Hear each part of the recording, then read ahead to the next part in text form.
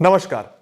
एक बार फिर से हम सभी लोग न्यूमरोलॉजी वास्तु, एस्ट्रो वास्तु की बात करने वाले हैं और अगले नंबर की बात करने वाले हैं 3।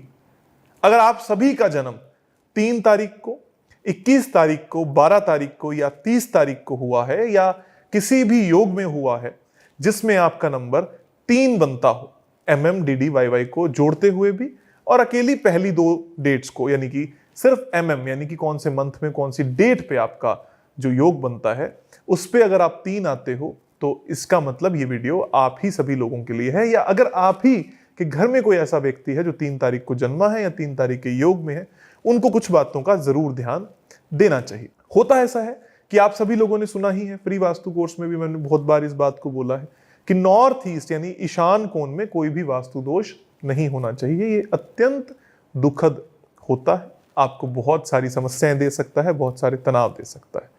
लेकिन फिर भी कुछ लोग ऐसा कह देते हैं कि यहां पर बनाने का उपाय होता है, करा जाना चाहिए। वैसे किसी के लिए भी यहां पर उपाय नहीं किया जाना चाहिए, लेकिन फिर भी जिसका नंबर 3 है उसको हमेशा इस बात का ध्यान देना चाहिए कि ईशान यानी नॉर्थ ईस्ट में कभी भी किसी भी तरीके का कोई वास्तु दोष ना हो।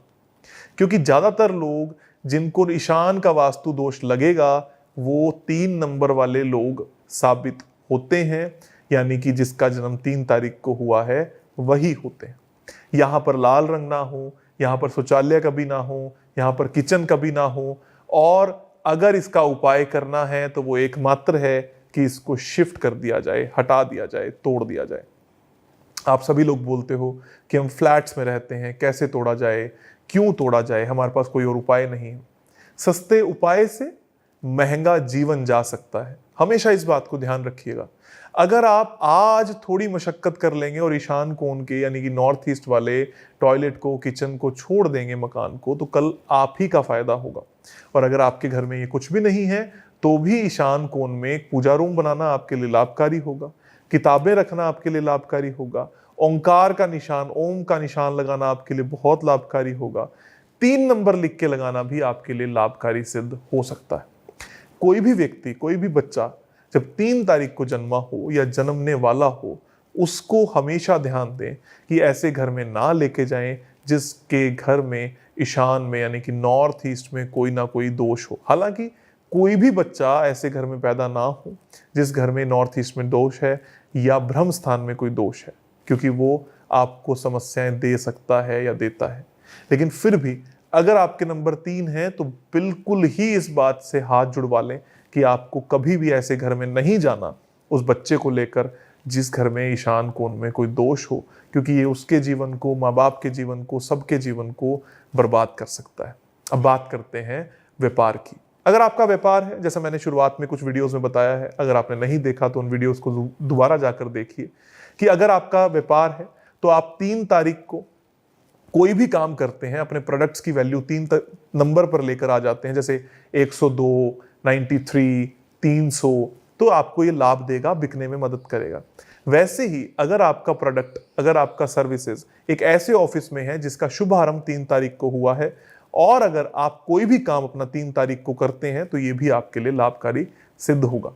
लेकिन होता क्या है, मान लो आपको किसी पंडित जी ने, किसी पुरोहित ने इस बात की सलाह दी कि नहीं जी, हमें तो अलग मुहूर्त मिल रहा है जो 3 तारीख का नहीं है। पर आपको ये बात जरूर देखनी पड़ेगी कि जिस तारीख का मुहूर्त है उस तारीख वाली दिशा में कोई दोष ना। ये अलग अलग वीडियो से आपको पता लग जाएगा कि कौन सी दिशा की कौन सी तारीख होती है। एक वीडियो में नहीं बताएंगे क्योंकि आपका फ्लो टूट जाएगा। आराम से सीखिए इस पूरे सत्र को, इस यूट्यूब सेशंस को। अगर आपकी किसी एक ऐसी तारीख पर आपके ऑफिस का शुभारंभ हुआ, उसी से रिलेटेड दिशा में कोई दोष हुआ तो आपको समस्या आएगी। वैसे ही अगर आपकी फैक्ट्री में, प्रेमिसेस में नॉर्थ ईस्ट में कोई दोष हुआ और आप ऑनर हो 3 नंबर के, तो भी आपको समस्या आती रहेगी और फैक्ट्री चलने में या ऑफिस चलने में समस्या आएगी। किस तरीके से आप 3 नंबर के लाभ लोगे?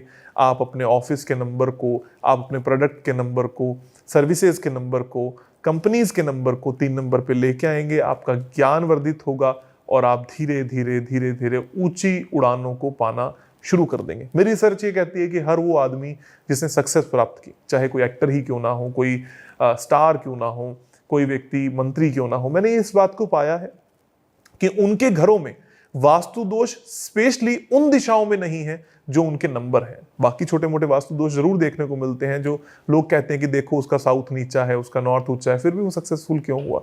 क्योंकि उसके अपनी दिशा में कोई वास्तु दोष नहीं था, इसीलिए वो सक्सेसफुल हुआ। मैंने ये भी पाया कि उस व्यक्ति ने अपनी मूवीज को, अपनी शपथ ग्रहण को, आप मोदी जी को भी देखेंगे तो आप ये हमेशा पाएंगे कि वो अपने डिसीजन 5 तारीख और 8 तारीख को ही क्यों लेते हैं, क्यों वो शपथ 8 तारीख को लेने की कोशिश करते हैं, क्यों वो अलग अलग कार्य 5 और 8 तारीख को करते हैं।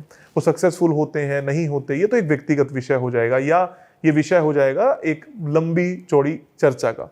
लेकिन हर व्यक्ति अगर अपने नंबर्स, अपने नाम, अपनी कंपनी के नाम को, अपनी प्रतिष्ठा को अपने नंबर्स के साथ में अलाइन कर लेता है, अपनी दिशाओं के साथ में अलाइन कर लेता है, वास्तु के साथ में अलाइन कर लेता है और अपनी अलग अलग दीवारों पर लिखकर भी लगा देता है, तो उसको अत्यंत लाभ होते हैं। 3 नंबर वालों को मंदिर जाना हमेशा शुभ रहता है। 3 नंबर वालों को अपने गुरु की सेवा करना शुभ रहता है। हमेशा ऐसे काम करना जो रिलीजियस हैं, दूसरों की सेवा करना, उनके लिए हमेशा शुभ रहता है। इसी तरीके से 3 नंबर वाले लोग छोटे छोटे से उपाय करें, अपने जीवन को खुशनुमा बनाएं, समृद्ध बनाएं, ताकतवर बनाएं और वास्तु, न्यूमरोलॉजी वास्तु, एस्ट्रो वास्तु से खूब खूब और खूब खुशियां पाते रहें। आप सभी का बहुत बहुत धन्यवाद, आभार, खूब सारा प्यार।